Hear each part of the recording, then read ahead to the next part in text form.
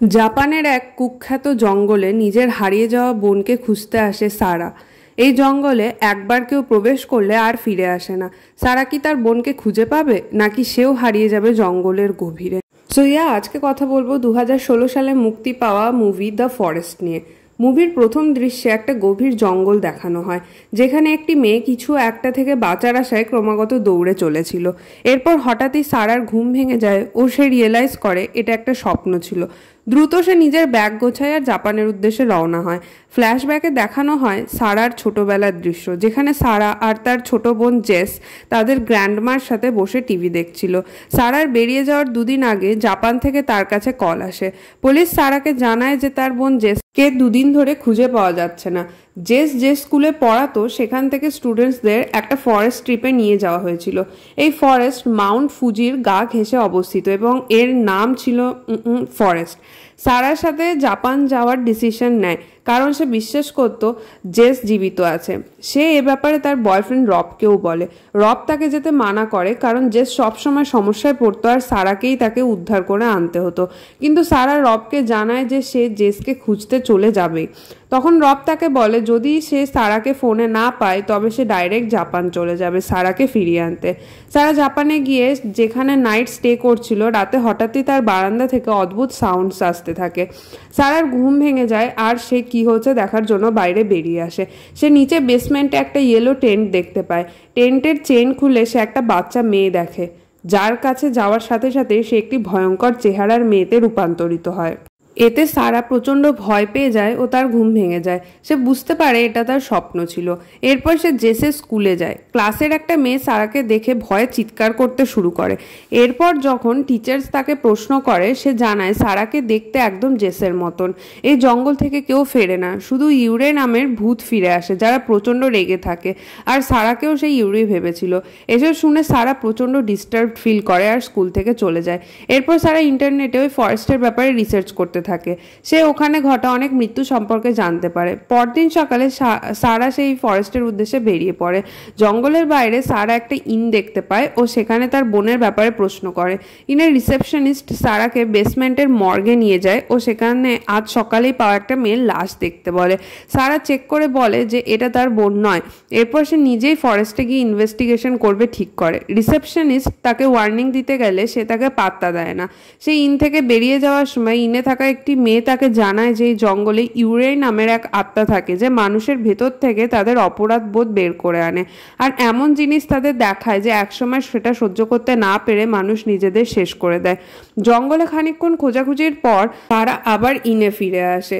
সেখানে তার পরিচয় হয় এইডেনের সাথে। কথায় কথায় সারা নিজের বোনের কথা এইডেনকে শেয়ার করলে এইডেন জানায় সে অনেকবার তার বন্ধু মিচির সাথেই জঙ্গলে গিয়েছে। মিচি একজন কাইন্ড অফ ওয়াচার ছিল, যে সেসব মানুষকে খুঁজে বার করতো যারা নিজেদের শেষ করে দেবার উদ্দেশ্যে জঙ্গলে যেত। সারাকে এইডেন জানায় যে সে তাকে সাহায্য করতে পারে, কিন্তু সে সারার বোনের ব্যাপারে একটা আর্টিকেল লিখবে। সারা রাজি হলে এইডেন তাকে তার বোন জেসের ব্যাপারে প্রশ্ন করে। সারা বলে জেস আর সে যখন 6 বছরের ছিল তখন তারা একদিন তাদের গ্র্যান্ডমার সাথে বসে মুভি দেখছিল। সারার বাবা সেদিন প্রথমে তার মাকে মেরে ফেলে ও পরে নিজেকেও শেষ করে দেয়। এই দৃশ্য জেস দেখে ফেলে, কিন্তু সারার চোখ বন্ধ করেছিল ফলে সে কিছুই দেখেনি। তাই সে গিল্ট ফিল করে যে জেসকে সারা জীবন একাই এই ট্রমা বয়ে বেড়াতে হয়েছে। পরদিন সকালে সারা এইডেন মিচি জঙ্গলে প্রবেশ করে। মিচি সারাকে বলে তাকে দেখে দুঃখী মনে হচ্ছে। এই জঙ্গল কিন্তু মানুষের কষ্টকে আরো বাড়িয়ে দেয়, তাই তার হয়তো প্রবেশ করা উচিত নয়। কিন্তু সারা বলে সে নিজেকে সামলে নেবে। খানিক ঘোরাঘুরির পর তার কয়েকটি লাশ দেখতে পায়, যা দেখে সারা ভীষণ ভয় পায়। আরো কিছুটা হাঁটার পর সারা জেসের টেন্ট দেখতে পায়। সে সবাইকে বলে সে এখানে অপেক্ষা করতে চায় কারণ তার বিশ্বাস জেস রাতে এখানে ফিরে আসবে। মিচি এবং এইডেন তাকে বলে রাত হয়ে আসছে, সো তাদের একটা নোট লিখে রেখে ফিরে যাওয়া উচিত, কারণ রাতে জঙ্গল আরো ভয়ানক হয়ে ওঠে। কাল সকালে তারা আবার ফিরে আসবে, কিন্তু সারা কারোর কথা শোনে না। সে আর এইডেন রাতে ফরেস্টেই থেকে যাওয়ার সিদ্ধান্ত নেয়। এইডেন রাতে সারাকে জিজ্ঞেস করে সে কিভাবে এত শিওর যে জেস বেঁচে আছে। সারা জানায় যে সে আর জেস আইডেন্টিক্যাল টুইন্স।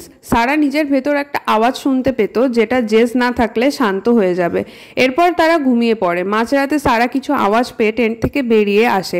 সে একটি জাপানিজ মেয়েকে দেখতে পায়। সে নিজের নাম হোশিকো বলে আর সে জানায় যে এইডেনকে যেন সারা বিশ্বাস না করে, কারণ জেস তাকে এইডেনের থেকে সাবধান থাকতে বলেছে। এই সময় এইডেন সারাকে খুঁজতে খুঁজতে সেখানে পৌঁছে গেলে হোশিকো উধাও হয়ে যায়। সারার এবার এইডেনের ওপর সন্দেহ হতে থাকে ও সে এইডেনকে হোশিকোর ব্যাপারে কিছুই বলে না। ভোরবেলা এইডেন সারাকে বলে যে তাদের এবার জঙ্গল থেকে বেরোনো উচিত ও একটি সার্চ পার্টি নিয়ে আবার ফিরে এসে খোঁজাখুঁজি করা উচিত। জঙ্গল থেকে বেরোনোর জন্য তারা একটা নদীকে ফলো করতে থাকে। পাহাড়ের ঢাল থেকে নদী সবসময় নিচের দিকে প্রবাহিত হয়। এটি লক্ষ্য করেই এইডেন আসলে পাহাড় থেকে নামার চেষ্টা করছিল, কিন্তু সারা নদীর দিকে তাকালে সে দেখে নদী উল্টো দিকে বইছে। তারা যেহেতু এইডেনের ওপর অলরেডি সন্দেহ হয়েই গিয়েছিল, তো তার মনে হয় এইডেন তাকে জঙ্গলের আরো গভীরে নিয়ে যাচ্ছে। এটা সে এইডেনকে বলে আর প্রশ্ন করে সে জেসের সাথে দেখা করেছিল কিনা। সারা এইডেনের ফোন চেক করে আর সেখানে জেসের ফটো দেখতে পায়। এইডেন তাকে কিছু বোঝানোর আগে সে পালাতে থাকেও জঙ্গলের আরো গভীরে ঢুকে যায়। দৌড়াতে গিয়ে সারা একটা গর্তে পড়ে যায়। অন্যদিকে মিচি জেস এর টেন্টের কাছে গিয়ে তাদের না পেয়ে একটা সার্চ পার্টি নিয়ে আবার জঙ্গলে প্রবেশ করে। ততক্ষণে রবও সেখানে পৌঁছে গেছিল। গর্তের ভেতর সারা হোশিকোকে দেখতে পায়। হোশিকো তাকে বলে সে জানে জেস কোথায় আছে ও তার পেছন পেছন সারাকে আসতে বলে। সারা হোশিকোর পেছন পেছন গেলে হোশিকোর চেহারা বদলে এক ভয়ানক রূপ নেয়, অর্থাৎ হোশিকো ছিল ছদ্মবেশী ইউরেই। সে সারার ওপর আক্রমণ করলে সারা কোনো রকমে পালিয়ে আসে। গর্তের ওপরের দিকে তাকিয়ে সে সাহায্যের জন্য চিৎকার করতে থাকে। এইডেন ততক্ষণে সেখানে পৌঁছে যাও সারাকে গর্ত থেকে বের করে আনে। এইডেন সারাকে বলে যে কাছেই একটা রেঞ্জার স্টেশন আছে, তারা সেখানে গেলে হয়তো সাহায্য পেতে পারে। সারা তখনও তাকে বিশ্বাস করতে পারছে না দেখে এইডেন একটা চাকু সারাকে দিয়ে সেটা নিজের কাছে রাখতে বলে। খানিকক্ষণ হাঁটাহাঁটি করার পর তারা একটা ভাঙাচোরা বাড়ি দেখতে পায় যেটা রেঞ্জার স্টেশন ছিল। বাড়িতে একটা ভাঙা রেডিও ছিল যেটাকে এইডেন ঠিক করার চেষ্টা করে যাতে সাহায্যের জন্য কাউকে খবর দেওয়া যায়। সারা সেখানে একটা দরজা দেখতে পায়, যেই দরজার পেছন থেকে জেসের আওয়াজ আসছিল।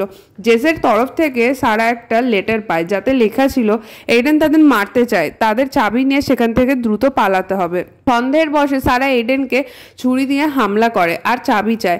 এইডেন সারাকে সামলানোর চেষ্টা করে কিন্তু তাদের মধ্যে হাতাহাতি শুরু হয়ে যায়। এক পর্যায়ে এইডেনের বুকে সারা ছুরি মেরে দেয়। সেই সময় সেই দরজা খুলে যায় যার পেছন থেকে আগে সারা জেসের আওয়াজ পাচ্ছিল। এবার সারা রিয়েলাইজ করে যে সবই তার হ্যালুসিনেশন ছিল, কিন্তু এইডেনকে সে অলরেডি মেরে ফেলেছে। জেস কোথাও নেই এখানে। সে ভয়ে ভয়ে দরজার দিকে এগিয়ে যায়। সেখানে সে তার ছোটবেলার ঘটে যাওয়া সেই সিন আবার দেখতে পায়, কিন্তু এইবার সে ছোট জেসের চোখ চেপে ধরে যাতে সে আবারও সব দেখে না ফেলে। হঠাৎ তার বাবা জেগে ওঠেও তার হাত ধরে টানতে থাকে। সারা চাকু দিয়ে তার বাবার হাত কেটে দিলে জঙ্গলে পালাতে থাকে। সে জেসের নাম ধরে চিৎকার করতে থাকে। অন্যদিকে প্রথমবার আমরা জেসকে দেখতে পাই। সে অনেক ভীত ছিল। সারার আওয়াজ সে শুনতে পায়ও সেদিকে দৌড়তে থাকে। একটা সময় সারাও জেস মুখোমুখি হয়, কিন্তু জেস সম্ভবত ভাবে এটা তার হ্যালুসিনেশন, সেজন্য সে সারার থেকে পালাতে থাকে। এ সময় হঠাৎ হোশিকো সারার সামনে চলে আসো তার হাতের দিকে ইশারা করে। সারা নিজের হাতের দিকে তাকিয়ে রিয়েলাইজ করে এর আগে যখন সে তার বাবা তার পা ধরে টানছে দেখতে পেয়েছিল, যেটা কিনা একটা হ্যালুসিনেশন ছিল, তখন তার বাবার হাত থেকে ছাড়া পেতে গিয়ে সে নিজের হাতই কেটে ফেলেছে। সে বুঝতে পারে গভীর ক্ষতর কারণে সে অনেক আগেই মারা গিয়েছে। এরপর সেই বাড়ির ভেতর সারার লাশ পড়ে থাকতে দেখা যায়, অর্থাৎ আমাদের সামনে আমরা এতক্ষণ সারার আত্মাকে দেখছিলাম। এরপর মাটির নিচ থেকে অনেক হাত উঠে আসে ও সারার আত্মাকে মাটির ভেতর টেনে নেয়। জেস পালাতে পালাতে সার্চ টিমের সামনে পৌঁছে যায়, যেখানে সে রবকে দেখতে পায়। জেস রবকে সারা কোথায় জানতে চায়। রব বলে সারা তাকে খুঁজতেই জঙ্গলে প্রবেশ করেছে। জেস রিয়েলাইজ করে তার ভেতরে একটা সাউন্ড শান্ত হয়ে গেছে। এটাই সেই সাউন্ড যেটার কথা সারা মুভির শুরুতে এইডেনকে বলেছিল, অর্থাৎ জেস বোঝে সারা মারা গিয়েছে। মুভির শেষে মিচি জঙ্গলের দিকে তাকায় আর সারার আত্মাকে দেখতে পায় আর বুঝতে পারে সারাও এবার ইউরে হয়ে গিয়েছে। গল্পে বারবার বলা হয়েছিল ইউরে মানুষের অতীত বা তার গিল্ড বা তার ভয়কে টেনে এনে মানুষকে বারবার দেখায়, যার ফলে মানুষ একসময় নিজেকে শেষ করে দেয়।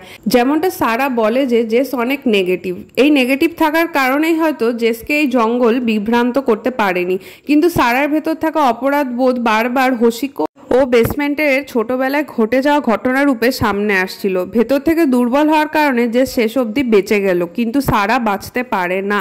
এখানেই মুভি শেষ হয়, কিন্তু আমি রিনা তাকাসাকি অর্থাৎ যে হোশিকোর চরিত্রে অভিনয় করেছে তাকে সত্যিই খুব অ্যাপ্রিসিয়েট করব। তার ক্যারেক্টারের সাথে সাথে তার অ্যাক্টিংটাও এত স্পুকি ছিল যে আমার ভীষণ পছন্দ হয়েছে। So that's it for today guys. যদি ভিডিও ভালো লেগে থাকে তো লাইক আর একটা কমেন্ট করে দিও, বন্ধুদের সাথে শেয়ার করে দিতে পারো। আর এরকম আরও মুভি এক্সপ্লেনেশন দেখার জন্য চ্যানেলটাকে সাবস্ক্রাইব করে দিও।